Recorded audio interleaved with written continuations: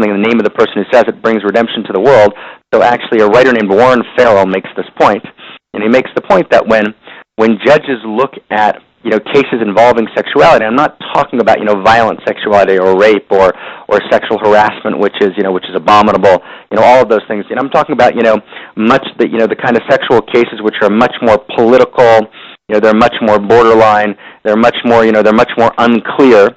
So one of the problems Farrell points out is that the judge is looking at it without the experience of the mutual desire flowing between the people.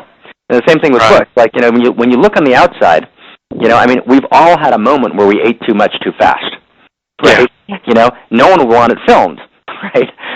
So it's everyone has moments in which they engage the physical world in an insufficiently sacred and holy way, right? Because we are, as Nachmanides says, right? We're beings which participate in the lower and in the higher worlds at the same time. So if you want to dismiss a person, what you do is you focus on on a bad moment of lower world activity, right? And then you say, oh my God, the guy's such a fool. But, who do I know? I happen to be a slow eater, but I'm sure I've done other things in eating that are somehow off in one day. Who do we know who hasn't at one moment had a sandwich they ate too fast and too much of? So in that sense, I thought there was just something, inelegant about it, but I just noticed that that's the way we always kind of try and dismiss people. It's always in that way. So with Bush, you couldn't quite hit him on sexuality. That was a Clinton thing, right? So they hit him on eating. They hit him on the other thing. They portrayed him as a fool. Yeah, I don't think he's a fool. He's not that dumb. But not only is he not a fool, the notion that you can become president of the United States as a fool, is absurd. Right? That's A. And B, and I remember watching the Bush-Gore debates, right? And it's very, very clear that, Gore had an enormous, command of facts, and of complexity. Gore's no man's fool. It's also very clear that Bush held his own during debates. And Bush wasn't, ignorant of the issues. He had a fairly, clear sense of what he believed in and where he was going. And so clearly the man's no fool. And that's in general, dismissing people is never a good idea. Holiness is always about complexity and about holding, the paradox of people. Maybe here's the last thing to say on this point, because we talked about mockery. But the opposite of mockery is holy laughter. And the difference, of course, is very beautiful. Holy laughter, the mystics point out in a book called the Book of Yetzirah, right, the first, kind of Hebrew mystical book. Laughter holds paradox. That's what laughter is. Laughter is a faculty of perception, right, says this book, which holds paradox. It holds opposites, which is why at a wedding, right, when masculine and feminine come together, oh my God, right, so you need, a gesture, you need laughter, because laughter allows for the paradox to come together. So holding paradox is holding complexity. That's where holiness is. Holiness is always they say, tachlita nigudim, right, and holding opposites together. When you can't hold opposites together, so then you nullify, right, then you mock, right, because you've got to reduce everything to its kind of, most base form, because you're not able to hold the complexity. The complexity makes you uncomfortable. So it's always the choice. The choice is, the sacred laughter, right, or mockery. Mm-hmm. Yeah. One problem I had with the film is that I never identified with, particularly liked, or was even terribly intrigued with the protagonist. The guy that they put at the center of their movie is definitely not likable, and he's not terribly intriguing or charismatic either. He's just this bumbling fraternity boy who grows up and finds Jesus. And so that's a pretty big problem when your lead character in a movie is not someone who pulls you in. Right. The way they described him. Yeah, I guess I think that's right. The other question, which I really don't know the answer to, which is I don't know if you have a thought on this. I've thought about it quite a bit, but I've never devoted the time to actually. You could probably find out the answer to this question if you worked hard enough. I'm sure you know that there's all sorts of conspiracy theories, in America about all sorts of things, right? There's a conspiracy theory world. The Twin Towers were blown up by God knows who. And it's a Twin Towers conspiracy world. There's a JFK. There's a whole discussion now I've heard from people that, suggest a certain conspiracy around Barack Obama becoming elected, which is, a very nefarious view. And I always wondered about conspiracy theories. You know, I'm mentioning it because I was actually just thinking about Fahrenheit 9/11.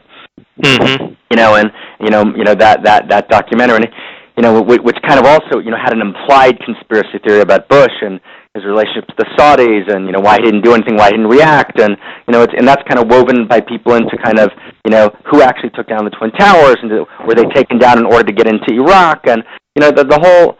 And I've always myself wondered, you know, for many years I thought the conspiracy theories were ridiculous. I mean, there's complete nonsense, right? I mean, you know, who would, you know, and then I have to say, as I began reading, just because there was someone I knew who was involved, I began reading around the assassination of Rabin, right? And there's actually some really, really compelling material that seems to indicate, you know, pretty convincingly, you know, like, wow, like, you know, empirical, you know, information that seems to suggest that things, you know, that happened were very, very different than what actually happened. You know, and then, and as I've gotten older and I've actually seen myself firsthand, you know, biographically, with friends, autobiographically, you know, where there's such a huge gap between the truth, you know, between the empirical reality and between what sometimes is the perception of the truth, that you kind of sometimes wonder, do we really know what's going on? You know, in other words, do we really actually have any real sense of what's really happening? You know, in other words, whether that's, you know, Bush and Iraq, whether that's Obama, you know, you get you wonder sometimes. You wonder sometimes. Right. You know, that's one of the things. Yeah. That's one of the things I love about being a reporter, is that you have more access to what's really going on, or you try to. Like, you know, I find a few things as intoxicating and as exhilarating as like getting the truth that is not widely known. Yeah, no, revealing the truth, and of course, you know, truth is a value that needs to be balanced with other values. But basically, I mean, that is, you know, I think it may be true that you know, on the one hand, you know, the internet world that we've talked about before, you know, one of its advantages is it's the democratization of information, right? It's available, and, you know, a person can decide that they're a reporter, and actually, you know, depending on their ability, can actually report or not report, and, you know, it's up to, you know, people democratically vote, you know, they're going to listen or not listen.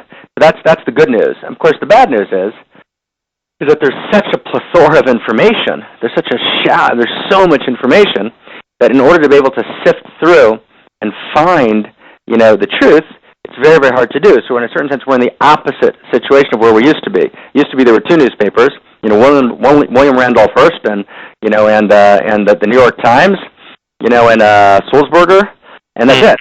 You know, and it's controlled by these kind of two people or three people or four. You know, today it's the opposite. There's so much information, but I kind of wonder today also, though, you know, can you really get to the truth? How do you actually sift information? It's not easy. It's not easy. Right. You know, the move from information to wisdom is not easy. The part of the movie that warmed my heart and made me really love it was the portrayal of George and Laura. Like that struck me as real and as sweet, and I love that section of the movie. Luke, I am always happy to hear when your heart is warmed. Yeah, it's not often. That just makes me happy. That warms my heart. That warms my heart. They were very sweet. I mean, they were very, very sweet. It was you got a real sense. I mean, she's a very, very tough woman. You know, she's a very, very tough woman.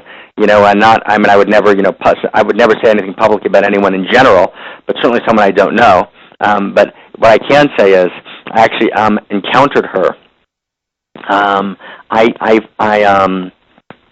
did the audio track on the book Soul Prince. You know, we did an audio book like you usually do at Simon & Schuster, right, the day after she did her stuff, you know, at Simon & Schuster.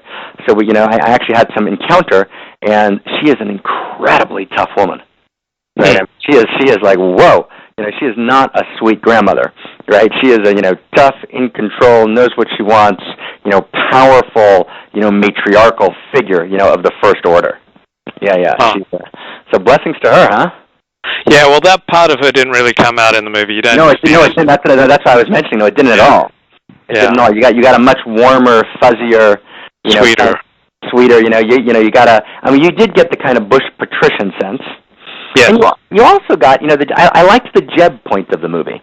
You know, I've thought about the Jeb thing a number of times.